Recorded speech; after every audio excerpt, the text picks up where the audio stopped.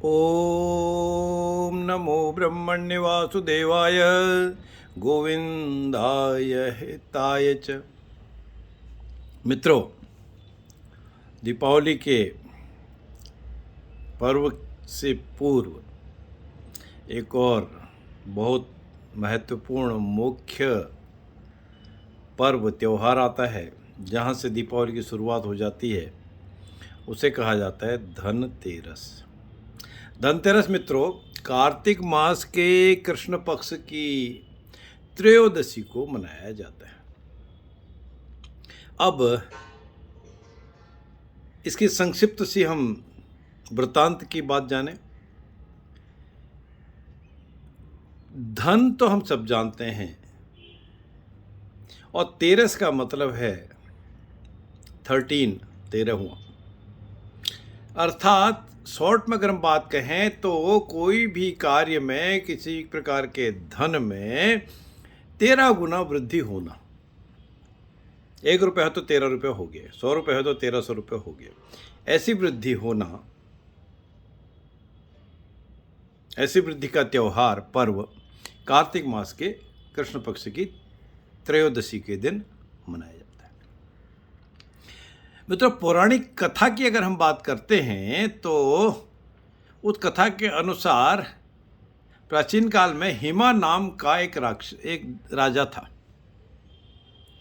और जब राजा हिमा का विवाह हुआ तो विवाह के 4th डे, चतुर्थ दिन, ज्योतिषी महाराज ने बताया उन राजा को कि जब भी अब कार्तिक महीना आएगा, उस कार्तिक महीने के कृष्ण पक्ष की चतुर्थी त्रयोदशी तिथि जो आएगी, कार्तिक मास के कृष्ण पक्षी त्रयोदशी जो तिथि आएगी, उस दिन आपकी मृत्यु होने की संभावना है, या हम कहें प्रबल संभावना है। क्योंकि मृत्यु अब आपके दरवाजे पर दस्तक दे रही है।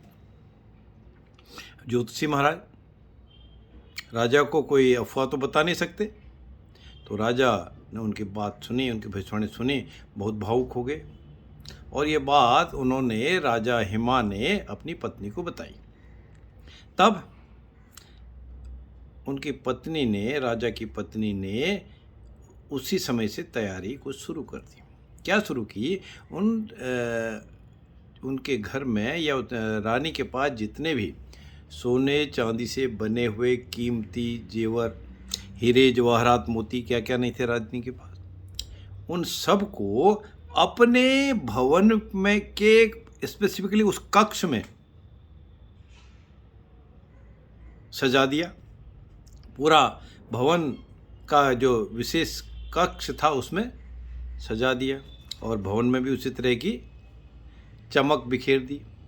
और सायंकाल के समय, जब त्रयोदशी का, जब उन्होंने ज्योतिषी महाराज ने समय बताया था, उस समय दीपक जला लिए, दिए जला लिए, तेल के दिए जला लिए, और इतने दिए जला दिए कि घर भी अद्भुत लगने लगा, बहुत सज गया। उसकी चमक, उसकी आभा एक अद्भुत हो गई। और जब समय आया, यमराज जी जब राजा हिमा के प्राणों का हरण करने के लिए, उनके प्राणों को लेने के लिए वहाँ पर आए, तो उस चमक से, उन सोना चांदी हीरा जवाहरात की चमक से तथा उन दीपक की चमक से आश्चर्यचकित हो गए, और उनके जो यमराज की जो आंखें थी वो दिख नहीं पा रही थी, चमक ही चमक उनको दिखती और कुछ दिख नहीं रहा था। तब क्या करते? तो उस समय यह जब यमराज आए, उस समय राजा हिमा की पत्नी भी अपने पति को, अर्थात राजा महाराज को कहानी सुना रही। और वह कहानी जब यमराज आ तो गए थे उनके दरवाजे पर दस्तक देने, उन्होंने भी चुपचाप से सुनी। और जब कहानी उन्होंने सुनी रानी की, जो राजा को सुनाई जा रही थी रानी के द्वारा, वह उस समय जो भी समय था, उसके बाद वह रात निकल गई और प्रातःकाल हो गया, सूर्योदय हो गया। अब चूंकि राजा के जो मृत्यु का समय था वो तो निकल गया, और उस प्रकाश की वजह से यमराज की आंखें भी चौंधिया गई। तो फिर यमराज वापस हो गए, निराश हो गए और अपने यमलोक के लिए चले गए।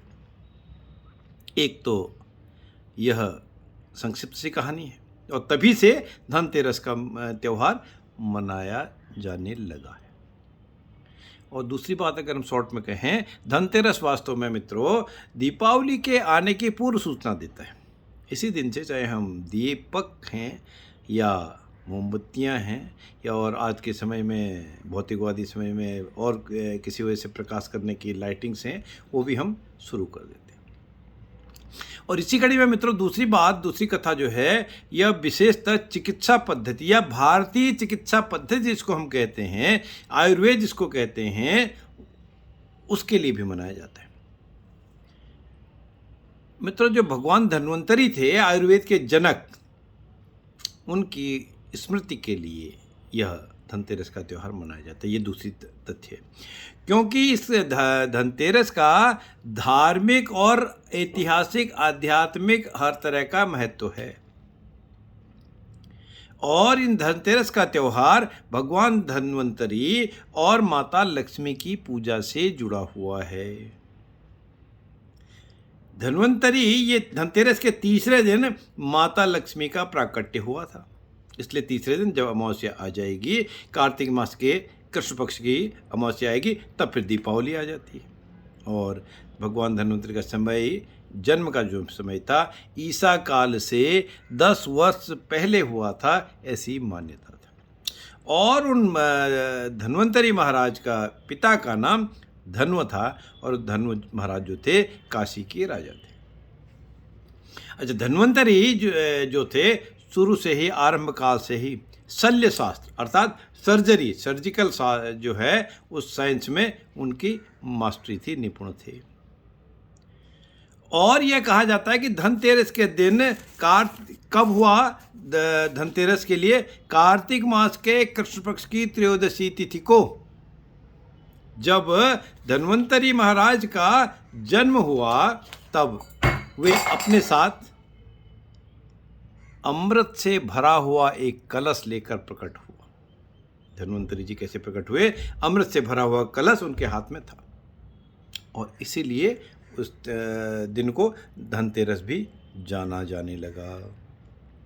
और चूंकि भगवान धन्वंतरी के बाद माता लक्ष्मी 2 दिन बाद समुद्र से निकली थी, अर्थात माता लक्ष्मी का प्राकट्य 2 दिन बाद हुआ था, और तब अमावस्या थी, और इसलिए उस दिन लक्ष्मी का प्राकट्य होना, समुद्र से उत्पन्न होना, उसको दीपावली के रूप में मनाया जाता है।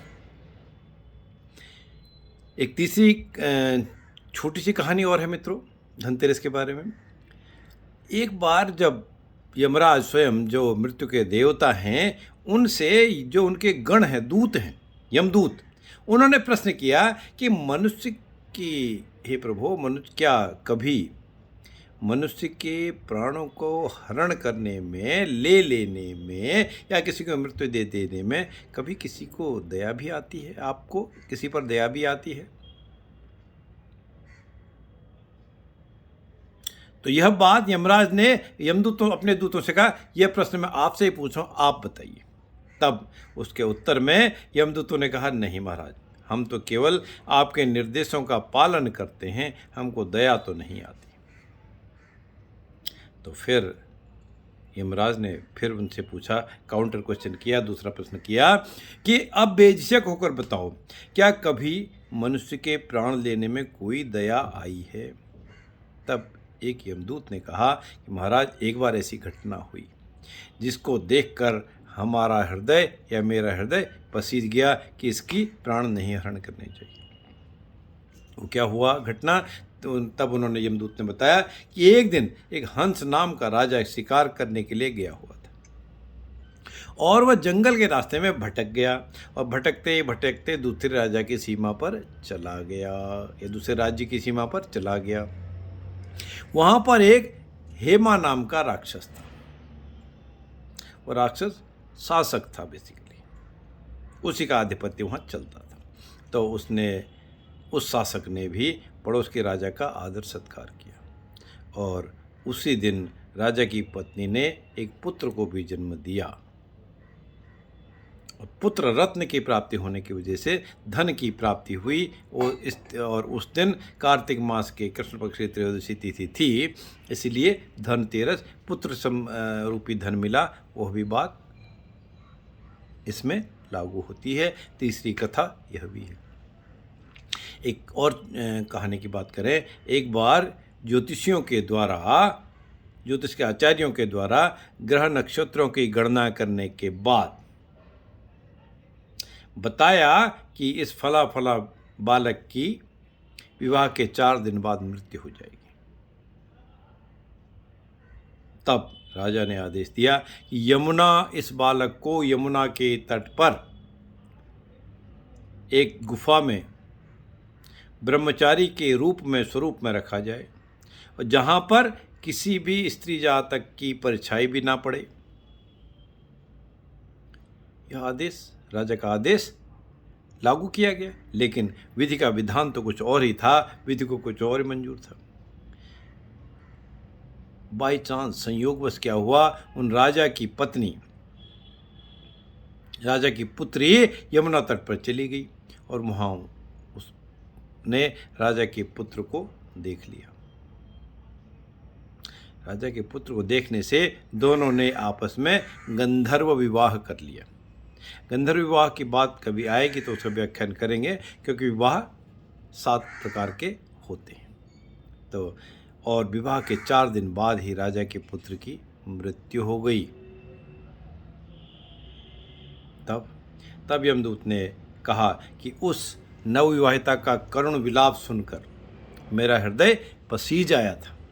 सारी बातें सुनकर यमराज ने कहा कि क्या करें, यह तो विधि का विधान है और हमको तो मर्यादा में रहते हुए यह काम करना ही पड़ता है।